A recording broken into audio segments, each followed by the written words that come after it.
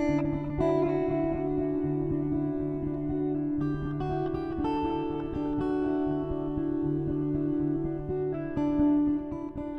welcome to today's show. Today, I'm talking to Cris Gladly.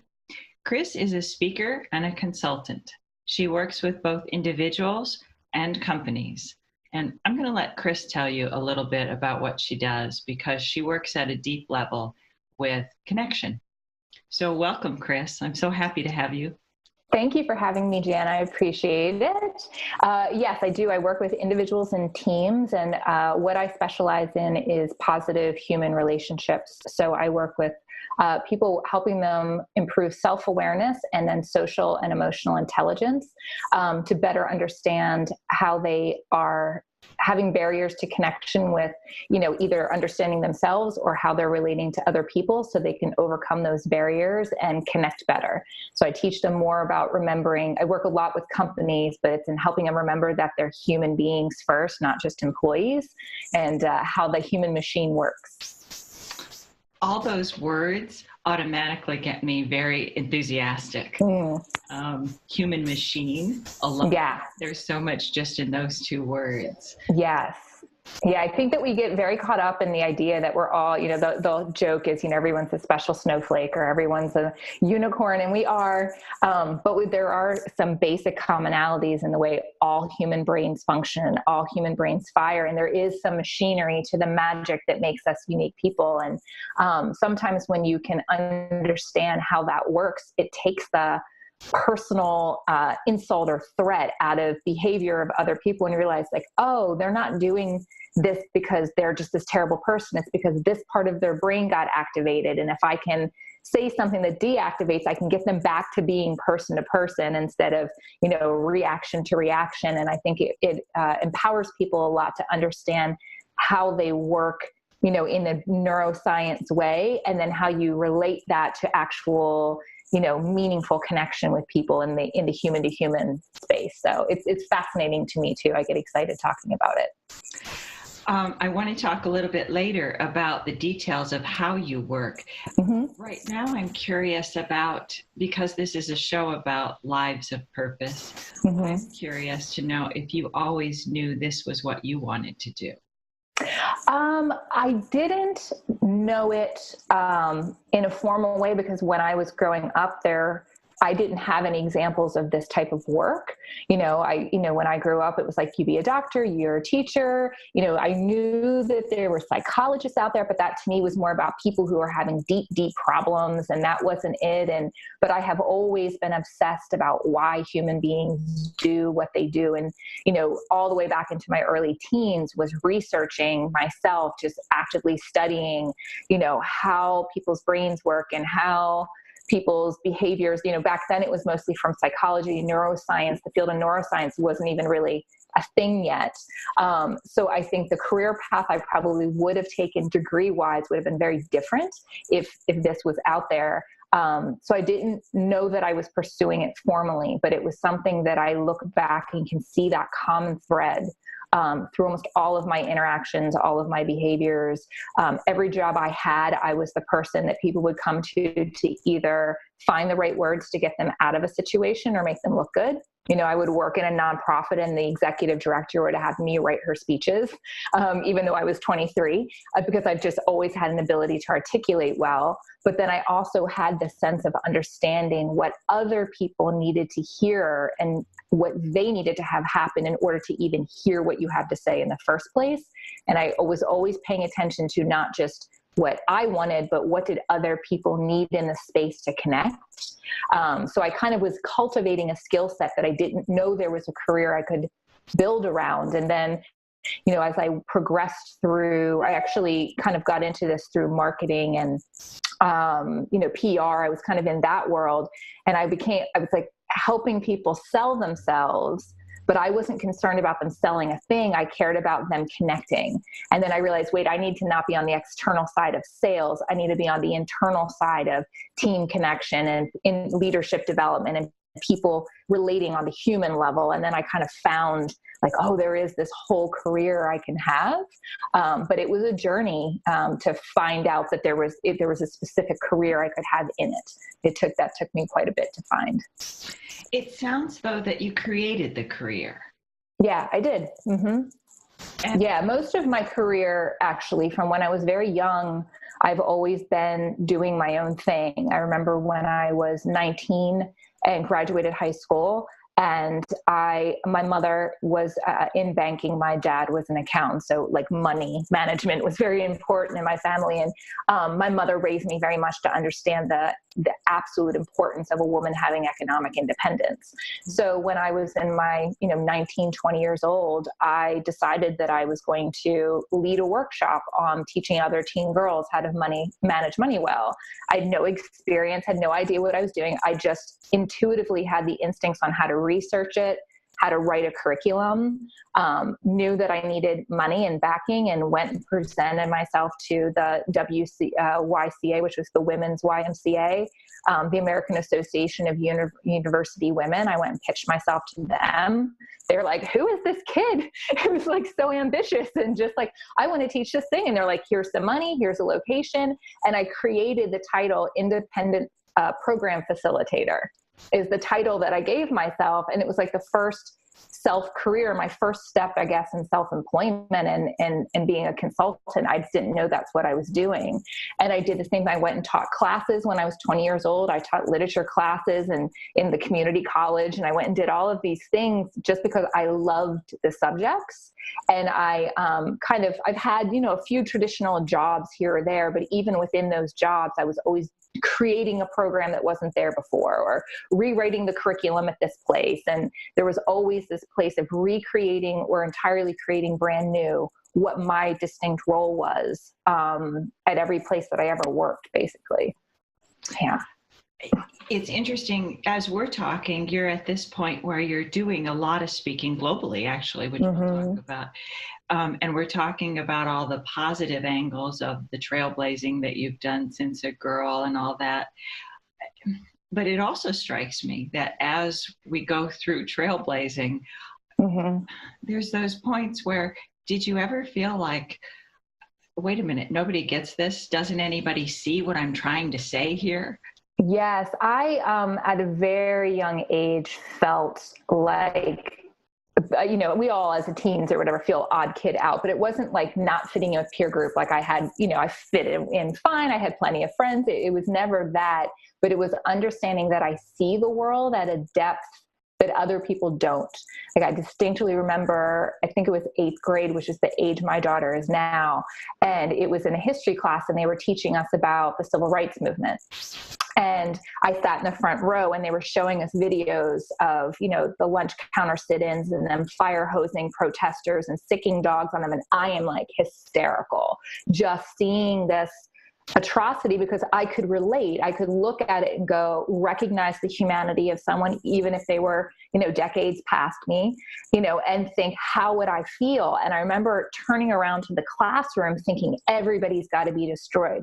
And the other students were just sitting there looking completely just like, like not that they were cold, but like it wasn't landing. And there was one other girl in the classroom who looked at me and kind of like winced, like, yeah, this is hard. But there was something in that moment where I realized like there's something different about the way I see things and I connect to them and understand them that's different than how the average person's brain works.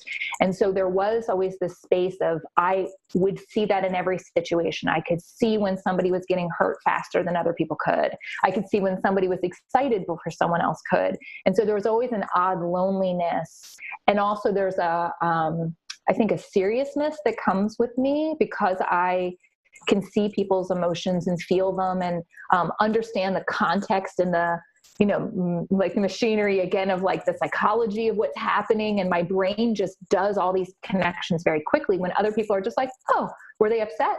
And because I'm like that, I tend to be more careful with people, but I'm not as quick to like laugh at the joke that everybody, when someone was teasing someone or whatever. So I feel like it gave me a sense of sometimes I can be the like buzzkill a little bit sometimes, because I I'm more sensitive. I'm a bit more socially sensitive to other people's experiences. So like, I'm the person who's going to call out the racist joke, and, so I can be a little more serious to be around. And that's always felt, a little sad. You have those moments where you're like, there's great advantages to having a mind that works this way, but there's definitely ways that you feel a little odd girl out sometimes.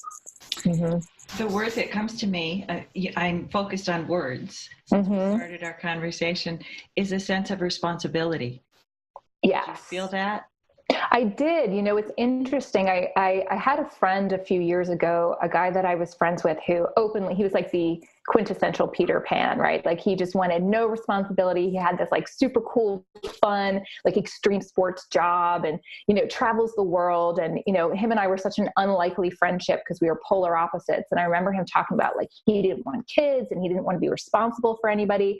And I remember being like, I'm the opposite. I consider it an honor. Like I don't take responsibility for someone who can be responsible for themselves, but I take a great amount of pride in someone counting on me. If somebody was in a hard situation and thought, I can call Criss and I know she'll be there, I feel really proud of the fact that when the chips were down, I'm the person someone knows will be there. And so I do feel a responsibility to trying to look out for other people, but being counted on doesn't always feel like a weight to me. Like I find a lot of pride in that, that steadfast person that, you can count on. I don't consider that a weight. I kind of feel proud that, you can count on me, I would hope. So 8th grade is really a young stage to begin feeling that. Yeah. Did you have support for being different at that age? No. I was definitely, in my family, I'm probably actually more pragmatic than anybody else in the family, despite kind of having all the sensitivity. I'm hugely pragmatic, very scientific in my thinking. And I had a family that was just much more go with the flow, conform, blend in, just if everybody's doing it, there's a reason why. And I was so the challenge everything, question everything, and I think, my mother very much loves me and, supports me to the degree that you support your kids, but I don't think she ever fully got me.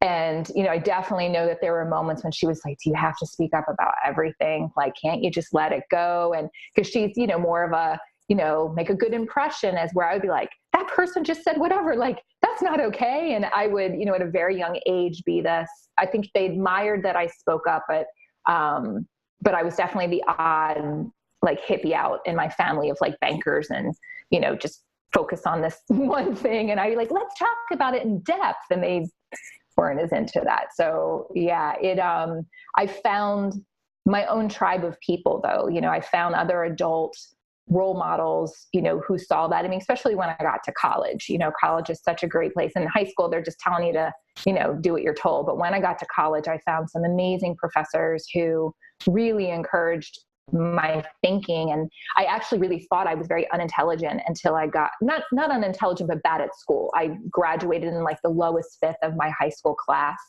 And then I went to Penn State and I was on dean's list every single semester of college. Like I just stepped into a place where the way I think was suddenly an asset instead of a liability. And then I just blossomed as a person in that space. Yeah. To me, listening, there's such an obvious strength in both the intellectual and the emotional intelligence in you. I'm wondering which of those you begin with when you work with both individuals and clients and group clients. It's interesting because when I was younger, I was definitely more on the creative, emotional, sensitive side. And it wasn't until I got into my 20s and really started working with people. I spent, 10 years of my early career in youth development, working, in California at Boys and Girls Clubs with gang affiliated youth. And you'd had to explain things to kids in a way that clicked with where their world was. And sometimes the touchy-feely stuff just they weren't there yet. That wasn't their life experience. So that's when I started clicking into science and the way the brain worked, and was like, yeah, but you're feeling this, but did you know that's because your brain is doing this first? And then they got curious, and it became less about them failing. And then I started realizing how powerful that was, that what science and data do is not just proof out a point which is needed, but it gives people a safe space to explore the more woo-woo, ideas of human connection that they can feel so touchy-feely, the way so much of like when I grew up, it was like the new age movement of the 90s. And I even was like, I don't want to hear about all the rainbows and unicorns. Like, tell me how this works in my everyday life. And so I feel like that is where I typically begin. I work with a lot of companies in the tech industry. So it's a lot of engineers, and they're like, show me the data. And I lead with the data, and I can come in and show them, okay, here's what the data is showing. I'm very focused on methodology. So I don't ever just take one piece of research and run with it. I research deeply across multiple fields of study to see how it's like cross-referenced. And I'm, really a dork that way. And like, they resonate with that. They're like, okay, this is somebody who's bringing integrity to this. And then when I connect the dots, there's a place for them to connect in a way that it's a pragmatic concept first. It's smart, not just nice. This is a smart, strategic thing to do, not just a sweet, nice thing to do. And a lot of people feel safer connecting to a human to human concept based on that safety of pragmatism. And then after they practice it a little bit, that's when they go, oh, wow, it felt really good when I had that conversation and that person reacted differently, or they said, thank you so much for the way you did it. And then they get the feelings that it felt good. But I'm okay if somebody's doing something because it's smart and it makes the human system work better and more cooperatively. And that's as far as they get with it. I'm okay with that too. Not everybody's going to be touchy-feely. So I think I'm definitely at this point where I lead with the pragmatism, the science, and then let them get to the emotional feel-good part on their own if they do. Yeah. When I was looking at your beautiful website, which we'll link to in the show notes and all, it's gorgeous. Thanks. Your description of your work with individuals talks about branding and connection, goes through all of your services, obviously. Yeah. One thing that strikes me is that marketing and PR and branding, which you'd mentioned you started with marketing, to me, they are all about connection. They are. We put ourselves out there. Yes. Yeah, absolutely. And that's what I understood, the way that my brain thinks is always, what's the layer underneath? What's the layer underneath that? If I understand this, what am I missing underneath that? And so as I was in the field of marketing and PR and branding, and was trying to make sure I was getting down to the real meat of everything in the core of it, that's what it was coming down to for me. Everything was about relationships. Everything was about positive communication, effective connection. The word communication is commune with. So it's like, how are we doing that? And then it became clear that helping people develop those positive human relationship skills was the foundational thing they needed to be effective at branding, to be effective at marketing. So a lot of my stuff was based on that. Where I made the split to kind of step out of formally doing that was when I realized a lot of clients would come to me and they didn't care. It was still like, great, but just sell stuff. And I didn't feel good taking money from people who didn't care about the people they were taking the money from. I realized that that's not for everybody, but we have a diverse enough world now that we can choose how we spend our dollars and how we earn our dollars. And I'm lucky enough to be able to have a choice of clients that I take on. And there's enough really integrity-centered people who I'm all for everybody making a profit. I like to make a profit myself. I'm all about positive business outcomes, but human integrity underneath that matters to me personally. So I started kind of paring down how I worked with people.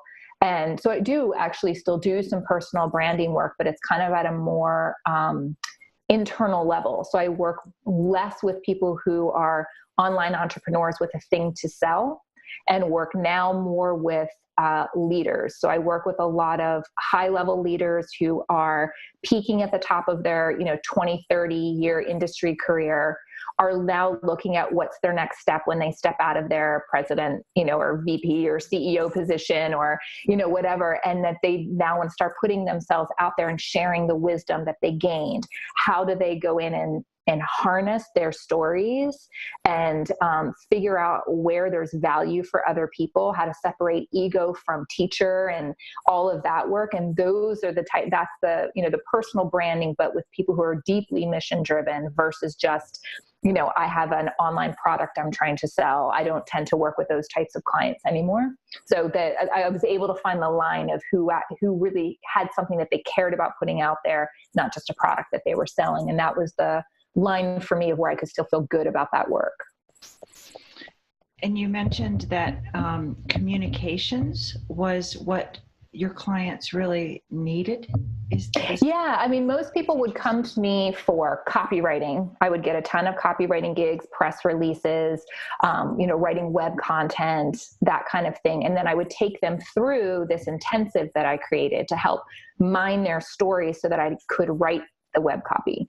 And then I would find that the web copywriting process would go easier for some clients than others. And it was because when I worked with somebody who was really purpose-driven and I believed in what they were doing, my energy would rally behind I want to propel this person. When it was somebody that was like, yeah, that's cool, I would just labor through the copywriting. So then I started kind of paring those people down. And then as I started doing more public speaking, the copywriting is very time consuming. So I do less and less of that, but I still do the consulting part. I kind of help people get really square on themselves internally, of, just looking at layers of yourself that are in there, but it's hard to self-reflect when you're like up in your own face. It's hard to see yourself. So I'm able to kind of bring in all these different lenses and mine this stuff from people that they're like, oh yeah, I had that experience, and that I help them connect the dots to kind of draw the constellations that form the stories versus them just seeing separate dots and not knowing. I'm pretty adept at doing that. So I still do that type of work with people, but it's them helping them connect to themselves and then learning how to communicate that in a way that is interesting to somebody else versus you just thinking, I'm a very interesting person and I think the whole world should hear about me. There's a whole lot of people in the world like that. And it's going, no, what do you have to say about you why would anybody care other than you caring, and help them find those, I call them on-ramps, right? Like what are the on-ramps to somebody else's experience to your message that makes them really excited to hear about what you're doing versus you just talking about yourself because you want to tell your story and think it's valuable. And it's those connection points. Everything's about those connection points. And you have to help people connect to themselves deeply first before they have the courage to let go of ego and lean into somebody being in service to someone else's connection point. Otherwise, you're always just kind of hustling your own, look at me, and that fractures connection every time. What do you think is your overall clients, not like one person, but overall? Mm-hmm. What do you think their biggest challenge to finding that courage is? I think it's the common denominator, whether I'm working with a company, whether I'm working with a person, it is a lack of self-awareness. I think the great irony of human beings, myself included, I work on it daily, is that we are innately self-obsessed, right? Like we know what we want and why we want it, and if we're comfortable and if we're not comfortable, and who we like because they're telling us we're great, and who we don't like because they dared to not give us what we want, right? So we're like obsessed with everything being about us. This person cut me off in traffic. They must be out to get me. How dare they impede my drive down the road, let alone let us worry about their own, right? So we're obsessed with ourselves, but we really lack self-awareness. We don't really have a solid sense of how we are perceived in the world. We know how we want to be perceived, but we don't really have a lot of courage or ability and skill at looking back to go, okay, I came across this way and I didn't even mean to, or I thought this is what was happening in that conversation. It turns out the other person saw something completely different coming from me. And so I find that is the biggest barrier. And within that lack of self-awareness, there's a lot of, we have a whole lot of conversations about purpose, like this whole conversation is about purpose. And it's really important. But I think another key aspect of what we need to be talking more about is perspective, and how we as human beings really do see the world through a very limited scope of lenses that serve us, flatter us, and we mistakenly believe that how we see the world is how it is. And it takes self-awareness and courage to go, what am I missing? Where's there a perspective here that I'm not even seeing that is super important to see? And so that's a lot of the work that I do with people, is helping them really understand, you think you're coming across this way, but as somebody who just met you, I saw this, this, this, and this. Did you know that that's how you were coming across? Here's the language that helped me come to that conclusion. And they're like, oh, I meant this, and it's not a criticism, but it's just a space of them like getting this raw, new perspective on themselves and analyzing it. And then looking at the way that their worldview is narrowing how they are interacting with other people, how it's coloring it. There's all the conversations about unconscious bias. Well, that's what a lot of unconscious bias is. It's the perspectives that we have, that we look for confirmation that they are accurate. We dismiss any feedback that says that they're inaccurate, and we just keep reinforcing narrow perspectives. And that lack of actively looking for new lenses. I always tell people, think about putting on, my daughter has this amazing pair of spy goggles from when she was little, and they're goggles that have another lens that clicks in, and then this telescope one, and then this blue night goggle lens. And I always use that in my head as a metaphor when I'm looking at a situation of visually thinking of when you're at the, eye doctor, and they're number 1, number 2, number 3, number 4. And I have trained my brain to do that in situations, to be am I looking at this from every side, every angle? What am I missing? And I think the lack of that skill set is what holds almost everyone back in connection, because all of their reactions stem from the perspective they are telling themselves that is true, that is not true, or may only be a sliver of truth. And so much drama and fracture and fighting happens because we have so planted a flag in this limited perspective without challenging ourselves to see beyond it. No, I'm thinking. I mean, there's so much because it evolves, and there's the element of service and all of those. So I could talk to you all day, but I want to keep asking you more questions. Sure. One of the things that, in terms of purpose, that you use the phrase core personal purpose, that's something that you help your clients come up with? Yeah, I refer to it as their center. Their center, that there's, I do, I have a couple techniques that I take people through, but one of them is figuring out what their center is. And it's your center, it's kind of a little bit different than purpose, I think, because purpose, I feel like, is something we kind of deliberately, mindfully choose.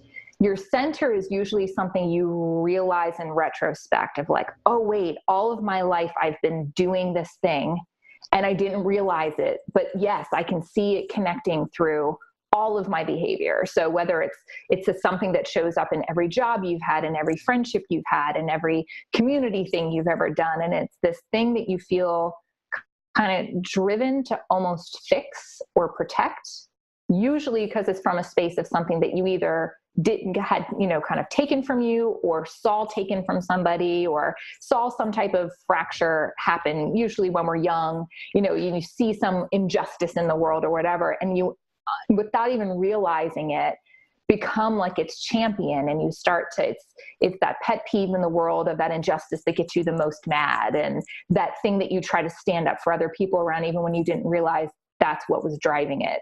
And when you can really drill into what that center is, it usually, when I nail it with a client, you can see the reaction in their body. You can see the reaction on their face. Some people get super emotional. Even the men that I work with, it's one of those, you get chills moments of oh, all these things in my life make sense in this new way that I didn't realize that. But yeah, that connects there, it connects there. And all of a sudden you realize, so much with purpose, people can feel what's my purpose? What's my purpose? And it feels like this thing that you're searching for. As where with your center, it's already there. It's already there. You've already been doing it. And now you just figure out, you already have a foundation of things you've been doing in service to it. Now you just become aware of it. And how do you want to project it forward into the other things that you're doing? How does that connect to your purpose? How does that connect to your job? How do you parent, your relationships that you're in? And like, it's a little bit like, what you put a superhero cape on for on some level, like that thing that you just feel so compelled to stand up for and defend in the world, and it can be a small, simple, happy thing. It can be a profound thing. And finding out what the real one is, people usually start off with, I think this is my center. And then when we do a little more work, we find that like deeper why underneath it. And you can always feel that, like the energetic ping when someone hits it, they're like, oh, that's it, So, that I found to be super, super helpful in grounding people into purpose and what they're then trying to bring forward into the world. I think it's tricky because the words, again, are used in so many different ways. And I agree, the word purpose is such a misnomer. People get frozen with it. It's like, what is it? How do I find it? What do I do? What do I do? What I do? And I do use the word purpose in the way that you use center. We can't help it. And it's part of us. It's who we're born as. Yes. But your definition of center is how I think of purpose. It's who we are. Right. So was it in 8th grade when you knew what yours was? No, I didn't figure mine out until I was already in service to it. But I didn't really articulate it until probably about 5 years ago was when I really had gotten to the center concept. I was actually watching a movie with my daughter and they talked about this idea and I was like, yeah, I wonder what mine is. And then it just like pinged for me and I was like, oh, and then I started looking at other people I knew and the metaphor of that really worked for me.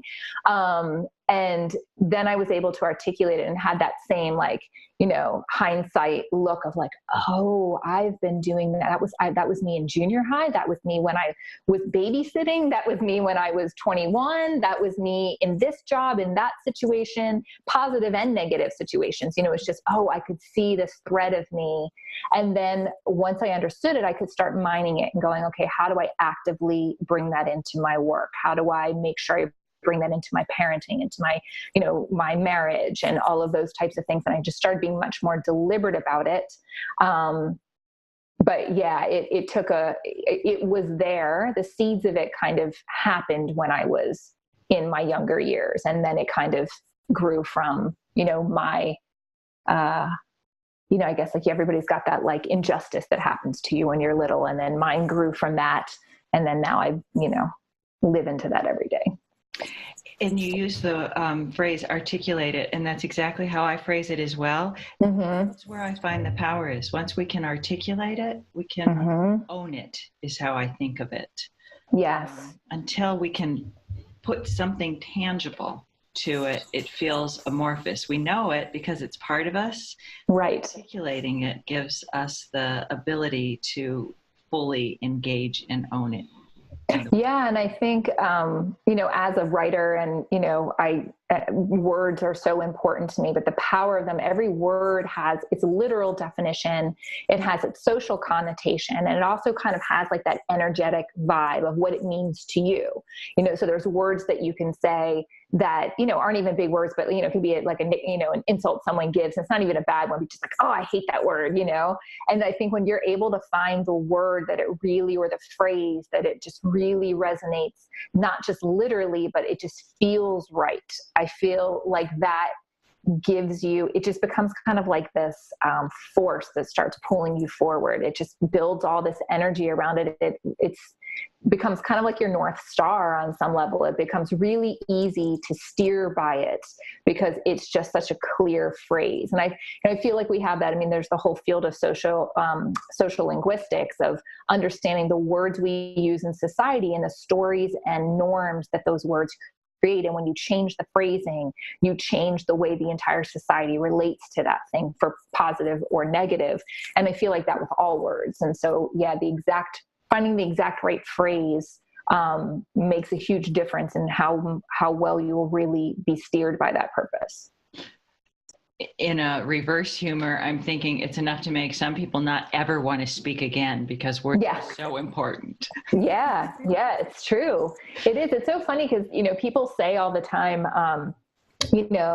especially in our current political climate, right? Like, well, I'm just saying what I think. I'm just telling it like it is. And that's such a actually inaccurate statement. It's the opposite of saying what you think. You're not saying what you think, you're saying what you feel, what your impulse was. You're not telling it like it is, you're telling how your limited perspective and worldview interprets it. So these statements that people use to justify what are usually rude and inconsiderate things are actually lies in the very phrases that they're using to explain the truth that they think that they're telling. So I always find that so ironic that it's like, you're actually telling a lie in definition of this truth that you think that you're telling. It's not, thinking it through in the slightest bit. And it goes back to what we started with in terms of human machine. The human cannot help but reveal so much information the minute we move, the minute we open our mouth. Yes. I want to hear, there's so much we can talk about, Cris. I could talk to you for hours and enjoy every minute. Oh, thank you. I know that you travel the world speaking.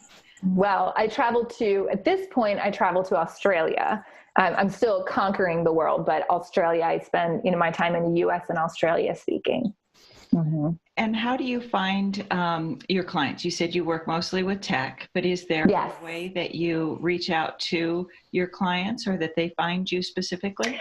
It was, my husband lives in Australia. So, it was, and he works in the tech field. So my first footing in the tech field came from, just visiting him at work and meeting some of his colleagues. And I remember the first place I kind of got my foot in the door, the company that he worked in, because they don't have Wi-Fi culture there. So you can't just go sit down in a cafe and hang out all day on Wi-Fi. They don't tolerate that there. So the only time I have Wi-Fi is when I'm either at the house or I have to go to his company, that's wired.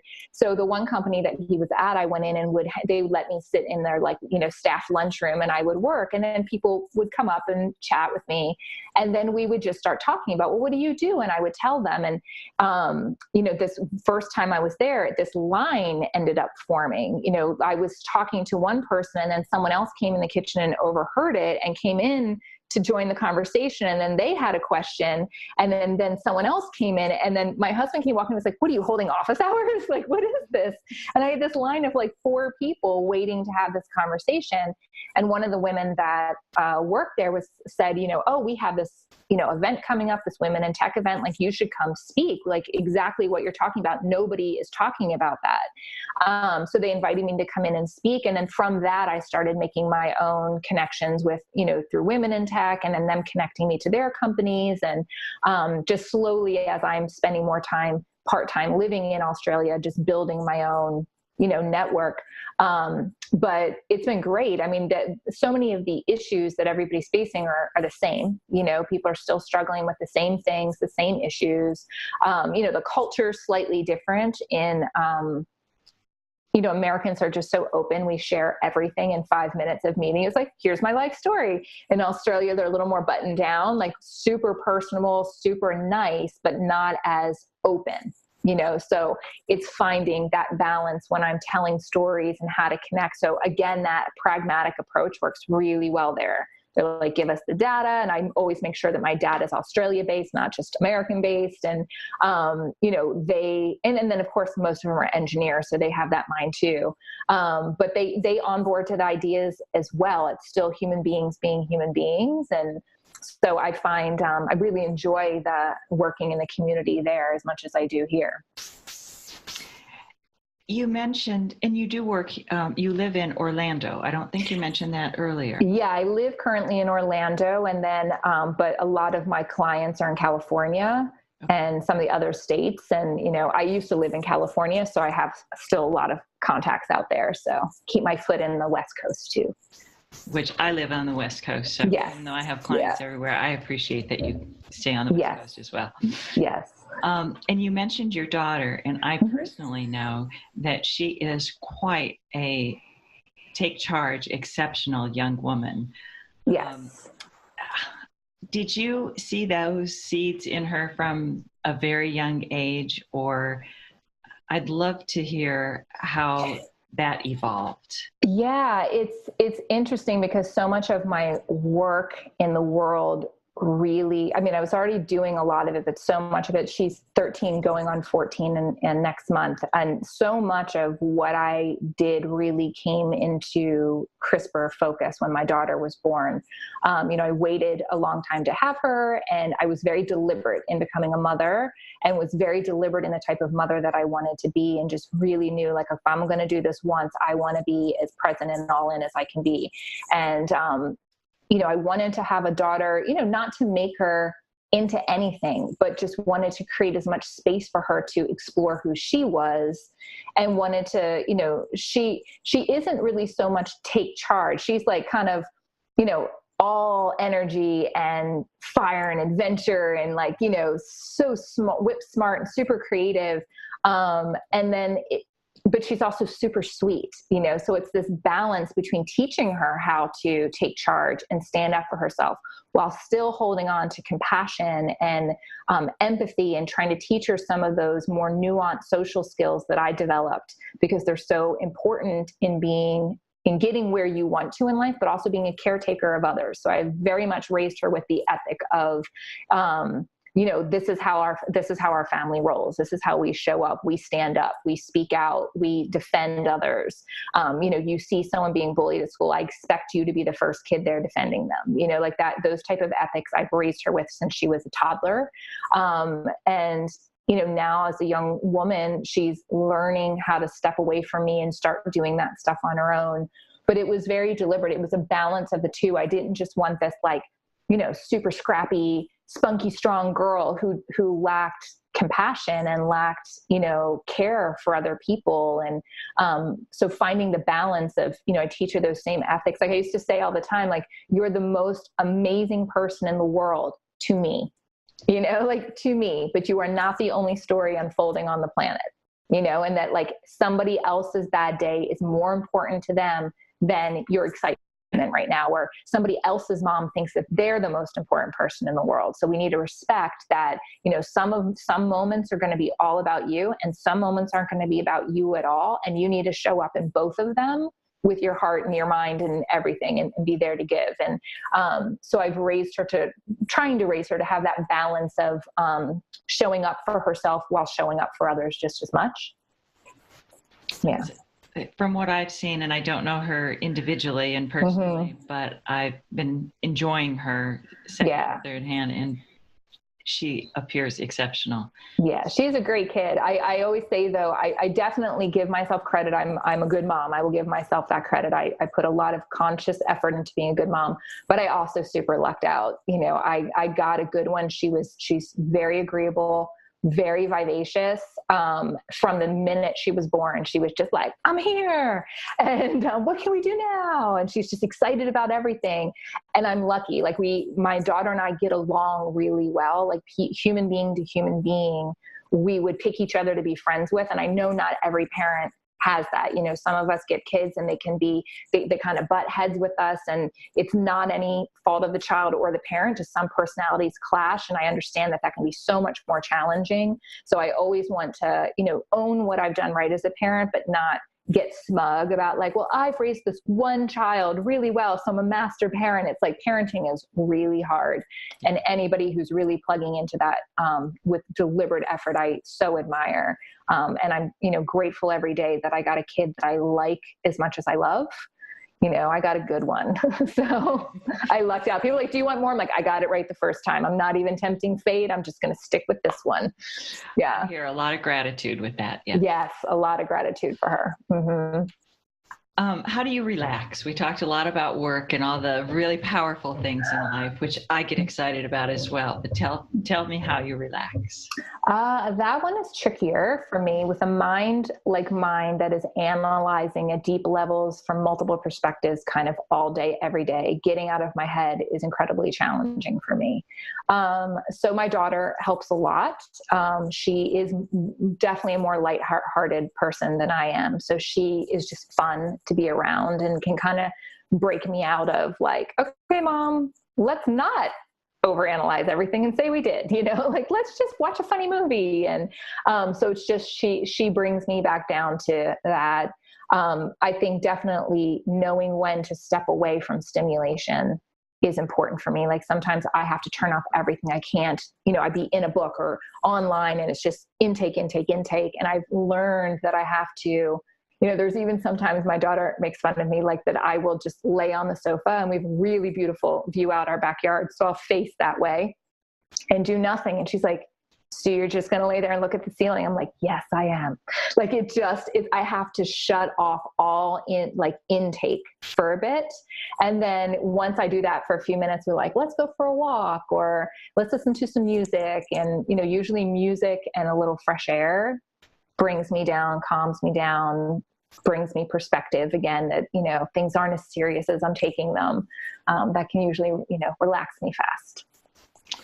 You're very creative. Everything that you talk about shows some element of creativity from the way you raise your daughter, the way you create your work. Right. And even a lot of people that are listening can't see the tree that's behind you. Yes. There's a wonderful tree that I'll let you explain. I love the concept of creativity. From what I know of, you never stops. So how does that come to you? Is it it's interesting because when people talk about creativity, I, like so many other people, tend to default to thinking of art, like, can you paint? Can you play music? And I don't really, writing, I can write well, but I don't really have any other artistic skills. And I suffer from artist envy hugely. I'd follow every artist online and go to art museums as much as I can, and being near it, I'm so in awe of people who have that. It's like they're, magical to me that somebody can take these things and create these beautiful pieces of art. So I always think of that as like the pinnacle of creativity.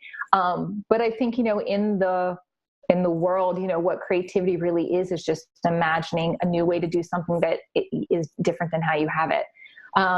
So I think with me, I have a very rebellious side. So I really do not like the idea of feeling like I'm a follower and that I'm doing what everybody else is doing. So if everybody's into something, I'm like, I don't want to do that. And if everybody's going this way, I want to go the other way. And I just have it's a way of trying to keep my integrity in check. Actually, it just became a rebellion of not to follow groupthink.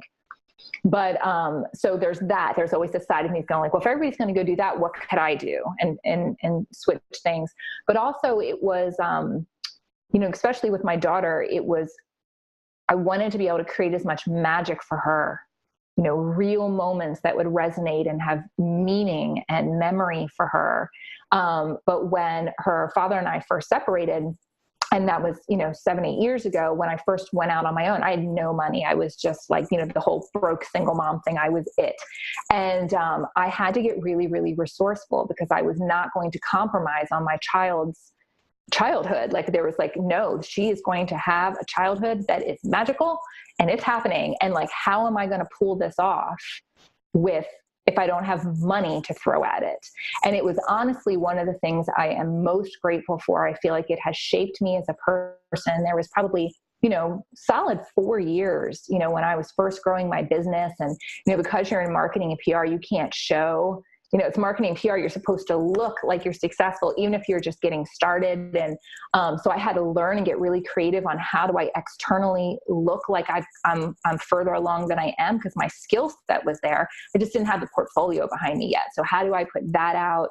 And then how did I create a space for my daughter? And that's how the happiness tree behind me came about, was the very, very first Christmas out on our own. It was a couple months before Christmas and before Thanksgiving. And I was putting my daughter to bed, and she was only 6 at the time. And she had said, Mommy, I know what I want to ask Santa for Christmas. And I was like, oh my God, Christmas.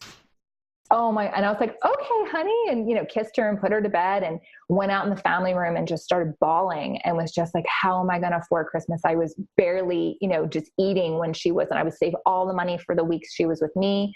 And then the weeks that she was at her dad's, I would live on peanut butter toast and like eat nothing. And, trying to like, while I was climbing my way up and trying to build this business. And, I thought, how am I going to pull off Christmas? And then I just thought again, like, what do I want it to mean to her? It's not about stuff. I had all these presents as a kid. I barely remember any of the presents. What do I remember about Christmas? I remember making cookies with my mom. I remember my mom putting on her Christmas albums, and I wanted her to be grateful because, we didn't have a ton of money, but I was still aware of, we were still doing better than so many people in the world. What felt like poverty to us was so extreme wealth and privilege compared to a large portion of the country and a large portion of the world, because I was in that situation by choice. And, and I knew that it was short term, that I would get my business going. And there's a privilege even in that. And so what we did is a local artist, I approached him and asked him to make a cardboard tree for me. Thought it would just be a little flat thing. I was thinking like craft, He comes over to the house and makes this 3-dimensional cardboard tree for us in 30 minutes, hot glues this thing together. My daughter and I paint it. And then what we did is we sat down before Thanksgiving and we cut out watercolor paper shaped leaves and hand watercolored each individual leaf. And then we wrote on them something that we were thankful for. And then we put them into the tree. And we loved it. It was so pretty. And my daughter loved it. And then on New Year's, we made stars that were little leaves, but star shaped. And we wrote our hopes and wishes for the new year. And then when Valentine's came around, we made hearts and wrote the names of all of the people that we love and the reason why we love them. And those became new leaves on the tree. And so this thing has become this like living, breathing art piece in our house.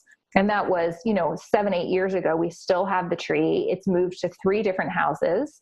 And then what we do once a year is we prune it just like a real tree. We're like, okay, we achieved that, or that's not a goal anymore, or that person's not in our life anymore, but now this person is, and we make new ones. And so we take leaves off and add to it. And it's become this symbol in our house of just reminding myself and my daughter of how beautiful our life really is, that our struggles are just as noble as our accomplishments. And then it's just pretty, it's just this pretty thing to remind you that, this is the life that you're growing, and it changes, and the leaves fall off and the leaves regrow. And so it's just become this like creative, artistic way to, kind of track our lives outside of, a journal or a photo album. It's just this other way of living with our lives, and reflecting on it.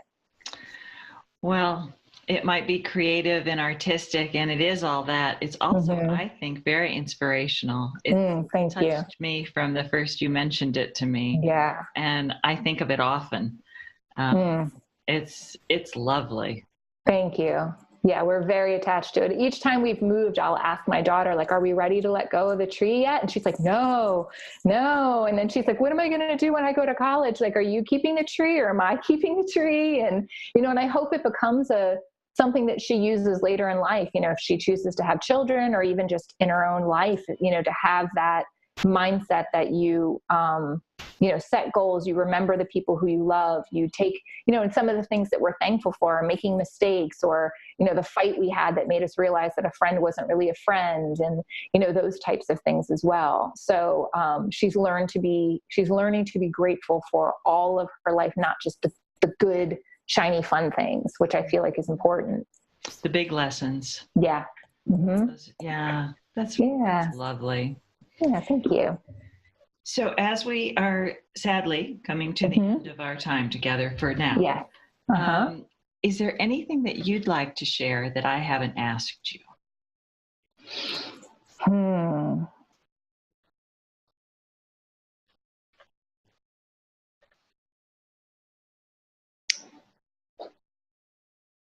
I'm not sure. I think we've covered quite a bit.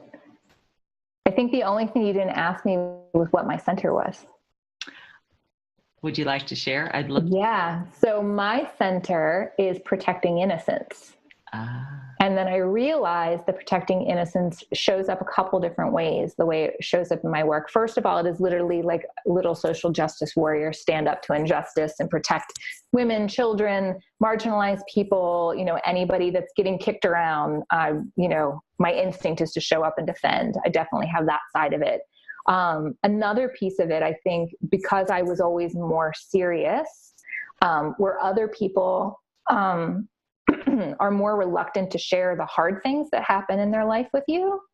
I don't like, that's super easy for me. It's like, I had enough of it. It's like, and then this happened, and that's not a big deal for me. Sharing lightness, my excited moments, my excited, oh my gosh, moments where you're just like a little kid inside, that's more vulnerable. And we have, a culture where people like to pop that balloon. They like to snuff that light out. And so I feel very protective when I see someone be excited about something and someone wants to make fun of them because they're excited or whatever. I get very protective of that. Let somebody have their moment. You don't have to think it's cool. Just chill, So, one, protecting that in children, protecting that in adults who, we so rarely get those lighthearted moments. And then another way too is around information.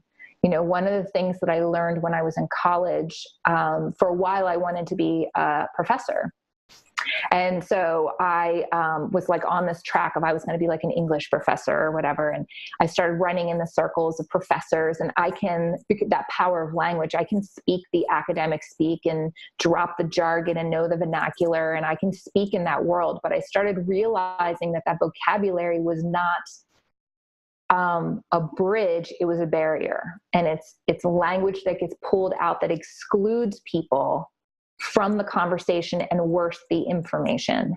And I remember, it was, I think, my third year of college when I really started to see this academic discourse, which was really just pomp and circumstance. And that when you would ask someone to break a concept down into just everyday language, they would feel like it was beneath them. And I was like, if you can't explain this to somebody who doesn't understand it, and you're withholding it through this barrier of vocabulary, that felt like an abuse to me on some level, an injustice to someone who somebody can't know something if you can't explain it to a way they understand it. And so that's become a large part of a mission behind my work is I obsessively research. I love research. It is like my favorite pastime is Friday night. I'm reading research. I love it. But I understand that I'm able to read it and understand it easier than other people can. And most people don't have time to sit around reading an 84-page research study. They trust the article that quotes the, 60% of whatever is this, and they just trust it, but they don't know the methodology and they didn't read the 84-page research. And so much of my work is about reading research across, industries, instead of just taking what social scientists are saying, who are going to totally be pro supporting their social science theories. What does, biology say? What does, brain science say? What are all these different things? And then I cross-examine these ideas across disciplines and then draw conclusions and then translate it. And then that's a large part of what I do when I go in and work with people is say, okay, here's this thing. I'm going to synthesize it and break it down to everyday language. So now it's your weapon as well. Now it's your armor. And you've got this wisdom because, and protecting the innocence of you can't study everything. And this is the thing I study and research really well. So if I can help protect someone's innocence of not understanding that that's why they were fighting with somebody, or not understanding that's why they're clashing with their kid. And then I can restore that. Oh, it wasn't personal. It was this, I didn't have this information that feels like my sword and shield, for the world. That's felt, getting information into the hands of the people who need it and giving it to them in a way they can understand it feels like protecting people to me. So that's been a way that shows up in my work. I'm visualizing Cris Gladly, Gladiator. Yeah, the verbal gladiator, right? Yeah, information. It's a little bit, I always think of Robin Hood a little bit, of that, stealing from the rich to give to the poor, but it's more of the, the studied and the academic. and giving to those, like, not everybody has to have a PhD in something to be worthy of understanding it or discussing it. If you can't explain how this is going to apply to my everyday life, to like mom in Target with 3 kids flipping out and, who's trying to start a business and, balance that. If you can't explain it to her, it's useless information. If it's just in a scholarly journal and that's as far as it gets, then these brilliant ideas that these brilliant minds have researched, they didn't go anywhere. So, I feel a little bit like Robin Hood of the intellectual property sometimes. Like, yeah. Which brings it full circle, because it's one more way that you're connecting. You're making connections. Mm-hmm. You're pulling those connections to all levels of people. Mm-hmm. Trying to, definitely. Yeah. So tell people how they can reach you. So easy. My website is crisgladly.com, and it's CRIS and then GLADLY.com. And I'm on LinkedIn like everybody else. And I'm pretty easy to get a hold of. I'll put all that in the show notes. Great. And thank you so much for being with me today. Thank you for having me. I really enjoyed it. Thanks.